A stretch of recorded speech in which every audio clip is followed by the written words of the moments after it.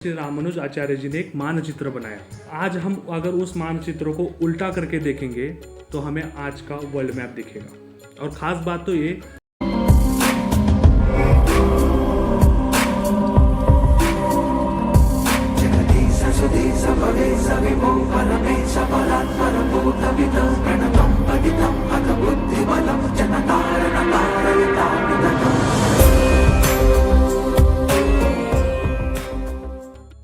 The statue of equality, the tallest sitting statue in India.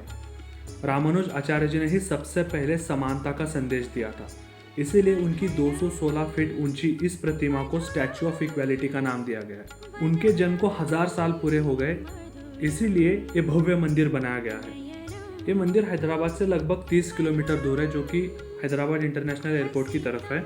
जो 216 feet की मूर्ति है, प्रतिमा है, उसे सोना, चांदी, पीतल ऐसे अष्टधातु से बनाया गया है।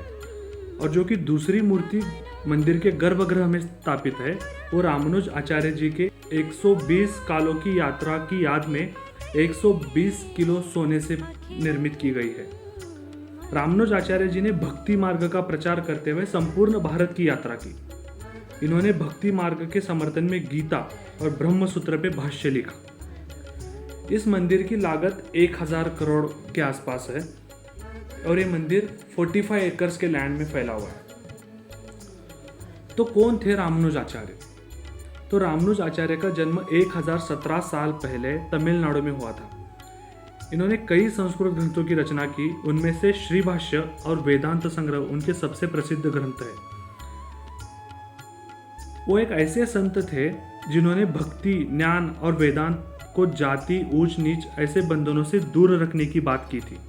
वो कर्म, मोक्ष और जीवन में समानता के बारे में बात करने वाले पहले संत थे। तो आज से कुछ 2-3 साल पहले जब मैं उनके बारे में पढ़ा तो मुझे पता नहीं था कि रामानुज आचार्य जी कौन है। तो मोदी जी ने अनावरण किया द स्टैच्यू ऑफ इक्वालिटी का, तब ये नाम मेरे फिर से सामने आ गया। तो उनकी वो बात जो मैंने पढ़ी थी तो वो ये थी कि भीष्म पर्व के 5वें अध्याय में 2 श्लोक दिए गए हैं, जिनका अर्थ ये होता है कि जैसे एक मनुष्य आईने में, मिरर में अपना प्रतिबिंब देखता है, उसी प्रकार पृथ्वी चंद्रमंडल में दिखाई देती है, जिसके एक अंश में 2 पीपल की पत्तियां, एक अंश में एक खरगोश और एक पीपल की पत्ती। तो इन्हीं श्लोक को यूज करके श्री रामानुज आचार्य जी ने एक मानचित्र बनाया।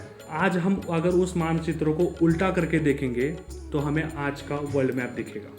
और ख़ास बात तो ये कि उस समय पे ना तो कोई सैटेलाइट हुआ करता था, ना अभय टेलीस्कोप, फिर भी एक सटीक मानचित्र बनाया गया।